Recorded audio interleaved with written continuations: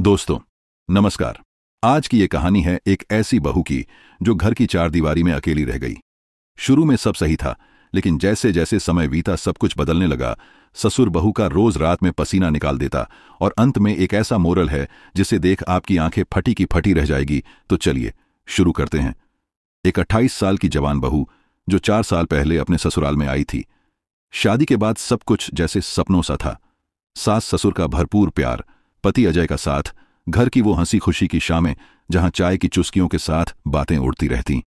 लेकिन दोस्तों, जिंदगी का असली रंग तो तब दिखता है जब सब कुछ अचानक बदल जाता है। एक शाम अचानक अजय को दिल्ली का कॉल आया, कंपनी का इमरजेंसी प्रोजेक्ट। वो बोले, रिया, बस 2-4 दिन की बात है, लेकिन जाना जरूरी है।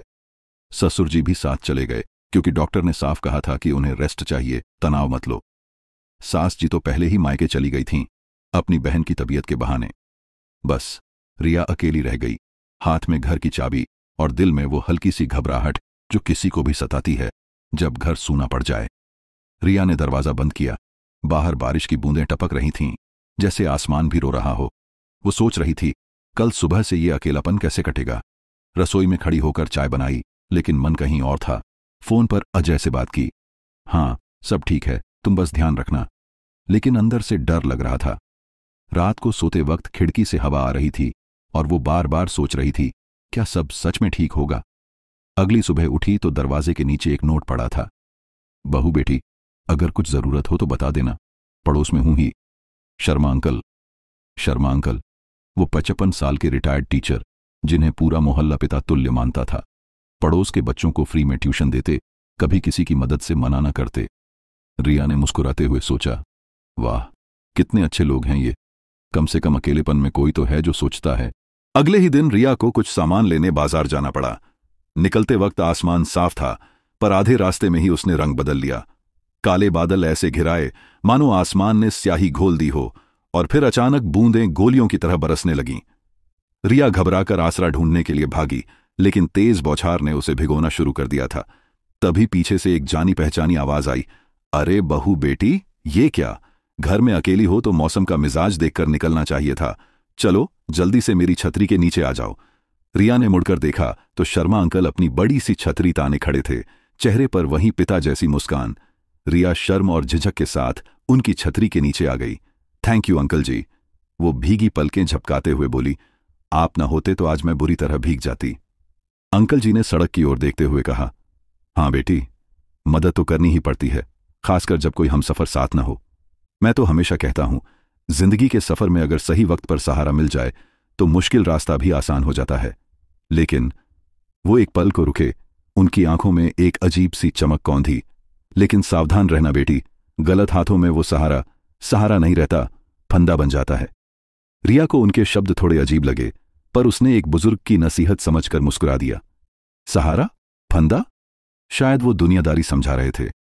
दोस्तों, क्या आपको भी लगा कि ये सिर्फ एक सलाह थी या आने वाले तूफान का पहला इशारा? रिया ने तो इसे मन से झटक दिया और घर लौट आई, लेकिन अंकल की वो भेदती हुई नजर उसके जहन में कहीं अटक गई थी। शाम को दरवाजे पर फिर दस्तक हुई। रिया ने दरवाजा खोला तो शर्मा अंकल हाथ में फलों का थैला ली खड़े थे। सोचा बहू बेटी अकेली होगी, चाय के साथ कुछ फल खा लेगी। रिया ने शिष्टाचारवश उन्हें अंदर बुला लिया। चाय बनी और बातों का दौर शुरू हो गया। अंकल जी अपने स्कूल के दिनों के मजेदार किस्से सुनाने लगे और रिया का अकेलापन कुछ देर के लिए छूमंतर हो गया। वो खिलखिलाकर हंस रही थी। उसे सच में लगा जैसे वो अपने पिता के साथ बैठी हो। लेकिन बातों के बीच उनकी नजरें बार बार रिया पर इस तरह ठहर जाती थीं जैसे वो किस्सों के बहाने उसकी आत्मा के भीतर झांक रहे हों।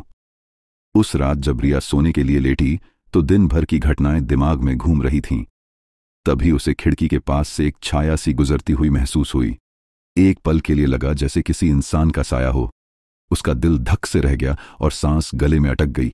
वो हिम्मत करके उठी और पर्दे को हटाकर बाहर झांका। वहां कोई नहीं था, सिर्फ हवा से हिलते पेड़ थे। शायद मेरा वहम है, अकेलेपन में ऐसा लगता है, उसने खुद को समझाया। लेकिन उस रात नींद उसकी आंखों से कोसों दूर थी। अंकल रहस्यमयी ढंग से मुस्कुराए और उनकी आंखों में एक धुंधली सी चमक उभरी। बेटी, हर बंद दरवाजे के पीछे एक जिस्म होता है और हर जिस्म का अपना एक राज। रात वो ताला है और मेरी बातें वो चाबी जो धीरे धीरे हर बंद ताले को खोल देती है। बाहर का अंधेरा जितना डराता है, अंदर का अंधेरा उतना ही बुलाता है। उस पल हवा जैसे जम गई। कप की चाय बर्फ हो चुकी थी, लेकिन कमरे का तापमान बढ़ता जा रहा था। उनके बीच की खामोशी में एक अनकही जुबान थी जो हर पल दूरी को कम कर रही थी। शब्द मासूमियत का लिबास पहने थे, लेकिन उनके पीछे वासना का नंगा सच झांक रहा था। रिया ने नजरें झुका लीं, लेकिन उसके अंदर बेचैनी और एक अनचाही सनसनी दौड़ रही थी। रात गहराई तो रिया को दरवाजे पर वहीं खटखट सुनाई दी। इस बार इतनी धीमी जैसे कोई हवा का झोंका न हो, बल्कि किसी की उंगलियां दरवाजे को सहला रही हों। उसने सुराख से झांका। बाहर कोई नहीं था, मगर फर्श पर एक ताजा गुलाब पड़ा था, जिसकी पंखुड़ियों पर ओस की बूंदें नहीं, बल्कि शहद जैसी कोई चिपचिपी चीज चमक रही थी। वही गुलाब जो अंकल के बगीचे में खिलता था। रिया का दिल बैठ गया। यह अब कोई अपनापन नहीं था, यह एक दावा था। अगले दिन अंकल आए तो उनकी आवाज शहद में डूबी हुई थी। बेटी, कभी रात में डर लगे या अकेलापन काटे तो बस एक आवाज देना, मैं पास ही हूं। बस दरवाजे पर कुंडी मत चढ़ाना, क्या पता कब बाहर की ठंडी हवा की जरूरत अंदर की आग बुझाने के लिए पड़ जाए। रिया ने जबरदस्ती हंसते हुए कहा, अंकल जी, आप तो मेरे बॉडीगार्ड बन गए। लेकिन उसके दिल में शक का कांटा गहरा चुभ चुका था। खुला दरवाजा, अंदर की आग, ये सहारा था या शिकार की तैयारी? उस शाम खिड़की के बाहर चांद आधा था और कमरे के अंदर रिया का डर पूरा।